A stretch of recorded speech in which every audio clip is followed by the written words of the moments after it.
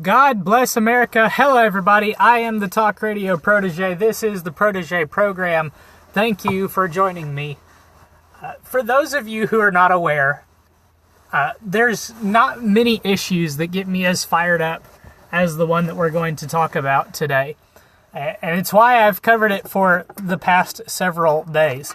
The right to, the constitutional right to keep and bear arms is under heavy assault in the wake of the Parkland school shooting. And there were a couple of events that happened yesterday that I wanted to talk about. But PowerPoint is back so that this phrase can be on the screen for the entire presentation. This is how fired up I am over these last few days. First of all, let's talk about the new poster children of gun control. These have come to the forefront since the shooting that occurred last Wednesday. The most vocal survivors are full court pressing the airwaves and public discourse, and last Sunday they appeared on Fox News Sunday with Chris Wallace to voice their frustrations. And I want to start here to demonstrate clearly what these kids are really advocating for. One of the students was Cameron Caskey.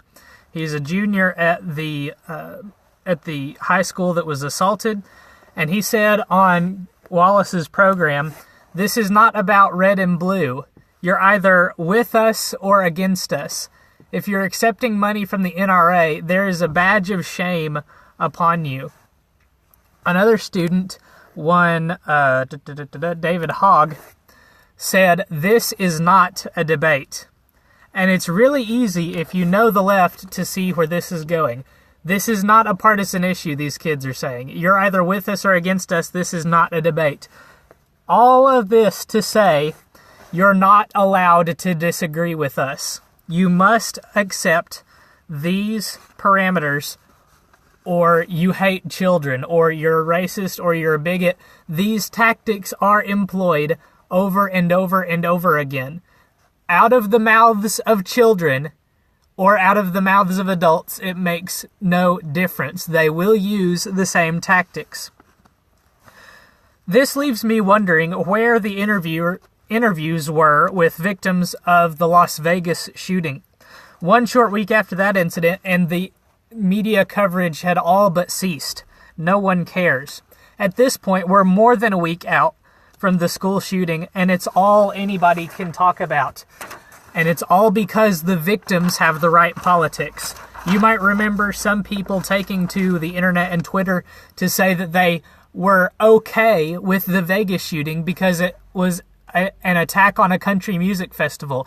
And country music festival goers are conservative Republicans. You might remember that nobody was interviewing the victims of the attack on the Republican House baseball practice because the victims were conservative Republicans. Nobody cares what the victims have to say unless the victims have the right politics. At least nobody in the media does, anyway. The activity that these students have been involved in over the past week, some of these events, which I have already commented on, led CNN to throw a town hall where students and parents were invited to ask questions of three of Florida's federal officials. Senators Marco Rubio and Nelson, Representative Deutsch, I assume that's how it's pronounced, and NRA spokeswoman Dana Lash. According to CNN, it was the tragedy at the high school that thrust these victims into the national spotlight. But as I hope I've demonstrated for you already, the media are the ones doing the thrusting. The media is in full control over who gets the spotlight and who doesn't after these tragic incidents.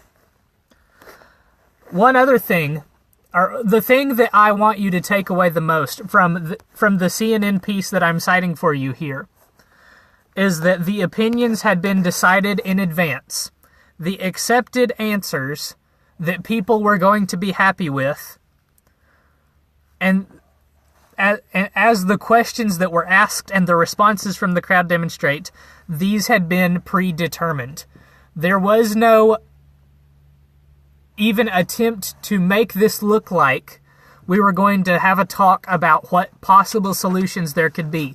The solution was decided upon. and this town hall was meant to disparage anybody that dared step into the pit of vipers and try to combat some of the lies and misinformation that's being propagated in this campaign. One grieving parent said to Marco Rubio, "You look at me and tell me guns were the factor in hunting our kids in the school this week." This parent demanded that Rubio vow to work on stopping guns. That's not reported by CNN. I know that these are cut and pasted snippets from the piece, but I've provided you with the piece, the title of the piece, the author, the source. It's CNN. Here's the headline. Go read it for yourself.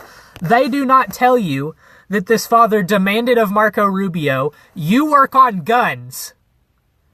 They do report, however, that the father is only concerned that guns are the factor. Not a factor, the factor. There is no room for discussion.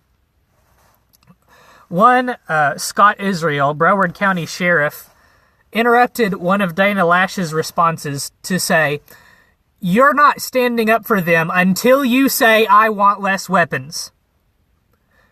If the agenda is not clear enough for you already, another student named Ryan, again, I don't know how to pronounce this, I'm assuming it's Deitch, responded to Rubio's gun violence restraining order proposal, which would allow police to disarm potentially dangerous people, by saying, "That's too slow.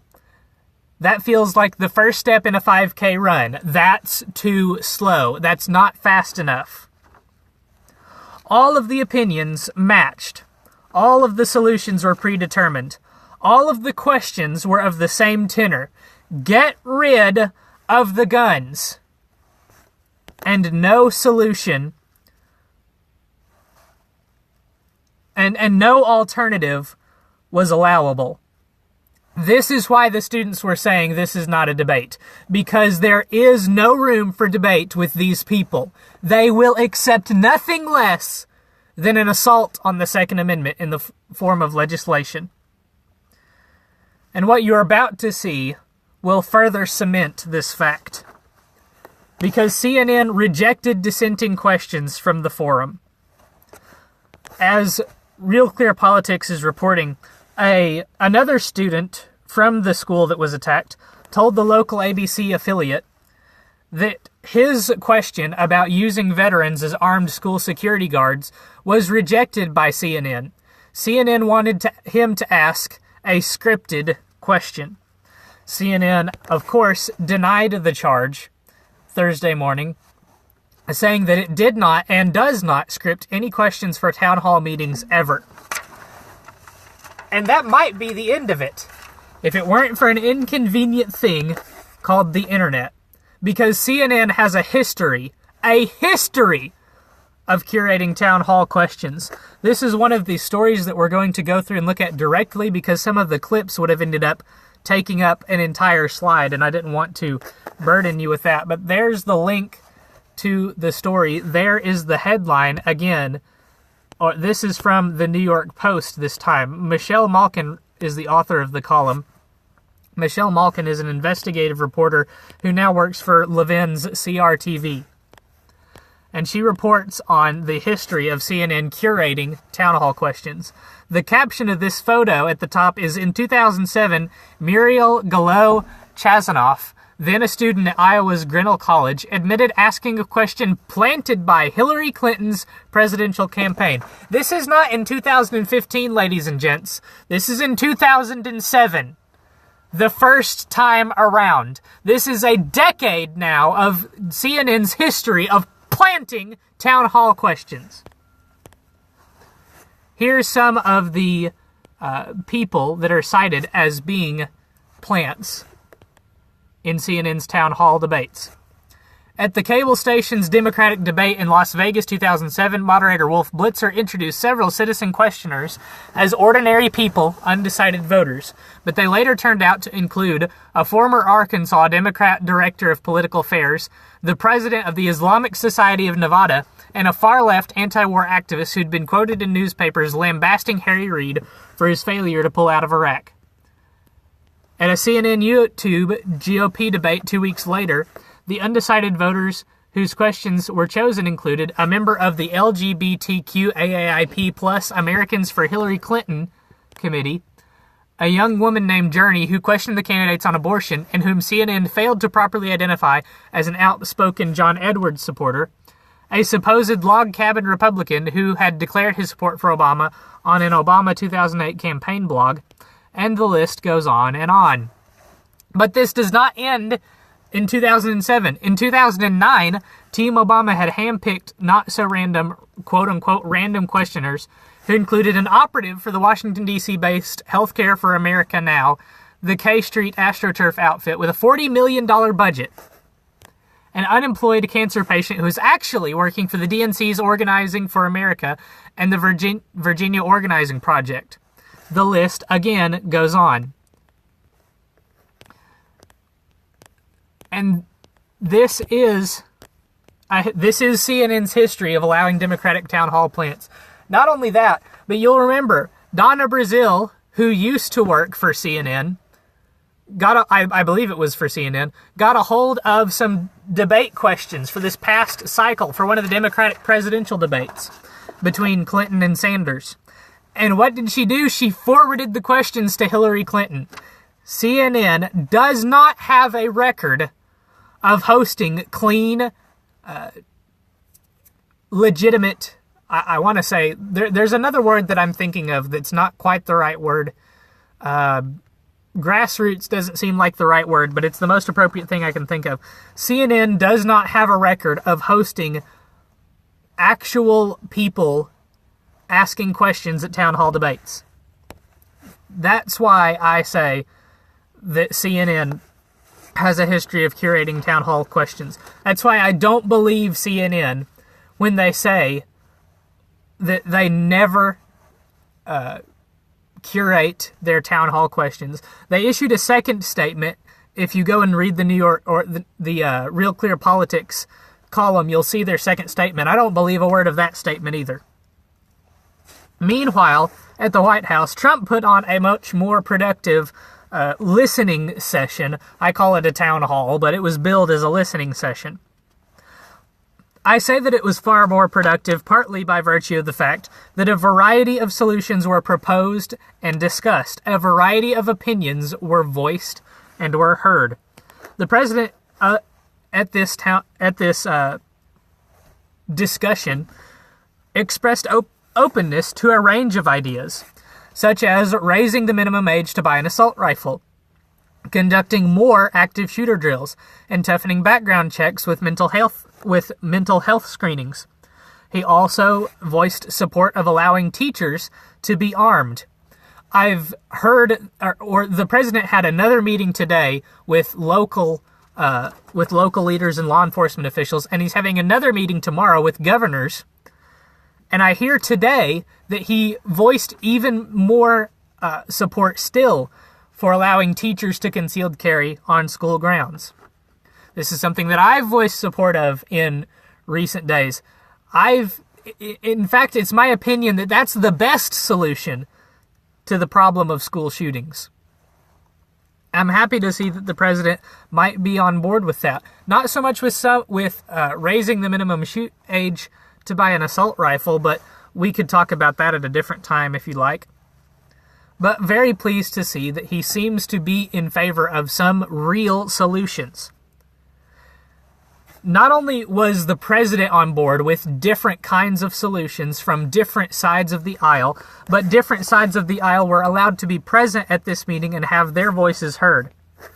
One attendee, Richard Myers, said that arming teachers was the wrong move, while another attendee seemed to perhaps be open to the idea, saying, "Let's fix the schools first." This was a father of one of the victims of the Florida shooting last week. Why wasn't this individual invited to ask a question at CNN's town hall? And I guarantee you it's because he had the wrong question. Before I move on, by the way, this Myers fellow calls arming teachers, quote, an emotional response that we have heard before.